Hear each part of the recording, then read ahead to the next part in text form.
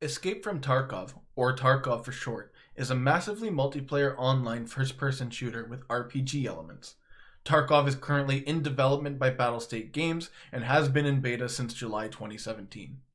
Quests, progression, customization, and unique level design are all compelling attributes of the survival game.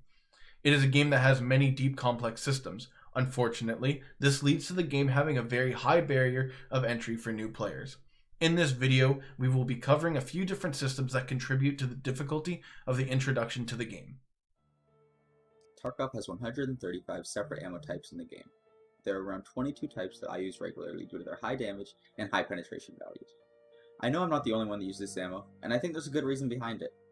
Armor in this game is a key element to the combat taking place within it. Armor and helmets come in 6 different tiers, 1 through 6. The higher the number, the less likely it is that a bullet will go through it. Some bullets have a high penetration value. Those will easily go through even the highest tier armor, rendering it useless to that bullet. These high penetration bullets are the 22 that I find myself using more often than others, if not exclusively. Honestly, these 22 bullets are far too easy to find and purchase from vendors. Recently though, the developers added 3 new ammo types that are extremely high penetration and high damage. These bullets can only be found in raids though, and not bought from vendors. This was a great implementation and allowed the addition of great ammo without making it the new common bullet used. Jäger and Peacekeeper, both traders who are quest givers, are locked behind players doing certain tasks. For Jäger, you have to collect the message in the introduction quest on the Woods map, and for Peacekeeper, players must kill 7 players, collect their dog tags, and survive. Without completing these quests, players can be locked to 1 or 2 maps for the better half of their early gameplay. While this choice may seem odd at first, restricting the player's map choice, I think it adds to the gameplay in terms of being a guide for the player. Without these quests completed, the players are essentially forced to play the customs and woods maps and learn them inside and out in order to progress. This means restricted gameplay choices, restricted loot, and gameplay opportunities. Dying multiple times in a row on a map to discover your quest location is part of the difficulty of Tarkov, and it is clear that the designers intended it this way.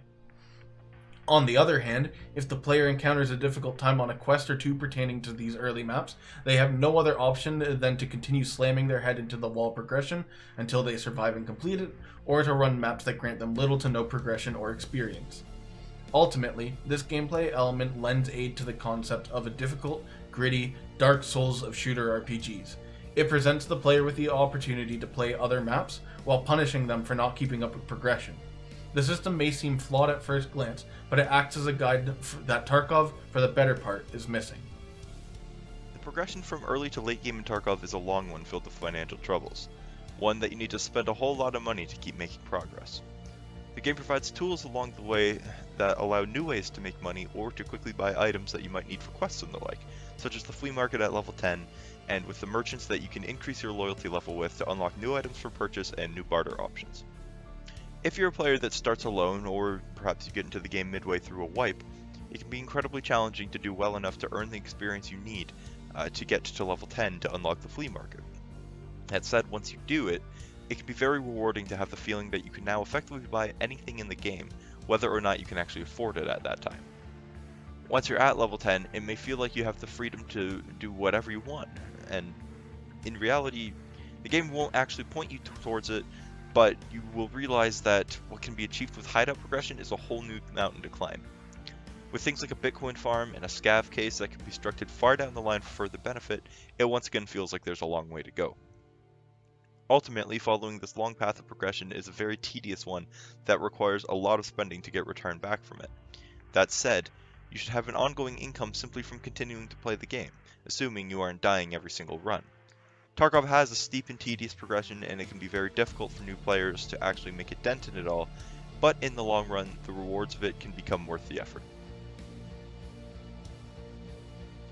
I think the main barrier to entry is the escaping part in Escape from Tarkov. Since the game doesn't show you where you have to go to escape, for beginners it's impossible to play the game without either having a map up on a second monitor or watching hours of gameplay beforehand. I recently found a game similar to Tarkov, where it paints a line to your nearest extract. As a relatively new player, I would love if this was implemented into the game. I've had countless times where the main struggle has not been fighting other players or trying to find rare items, but rather trying to extract from the map. I also have to acknowledge that by implementing an easier system for players to try and find extracts such as painting a line on the ground, it would go against their design choices that has given Tarkov its reputation as a ruthless and unforgiving first-person shooter. To be able to play the game at a competent level, and actually extract with any loot gathered during the run, players must have either a high degree of map knowledge or use external tools. This complex of a system contributes to the depth of the game, but in doing so negatively impacts the play experience of new players. The scavs of the AI enemies in Tarkov used to populate raids with other people to be concerned about.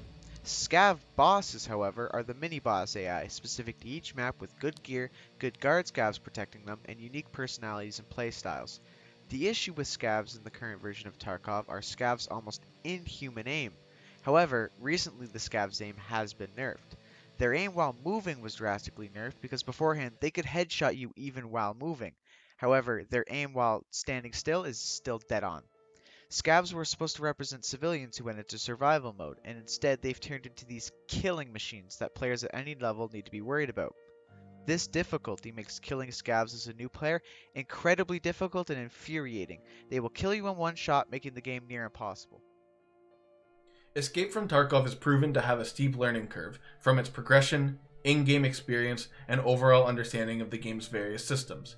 If a player is able to dedicate the time to learning these various elements, they will uncover a massive, in-depth, and difficult experience that has them coming back for more after every extraction, or death.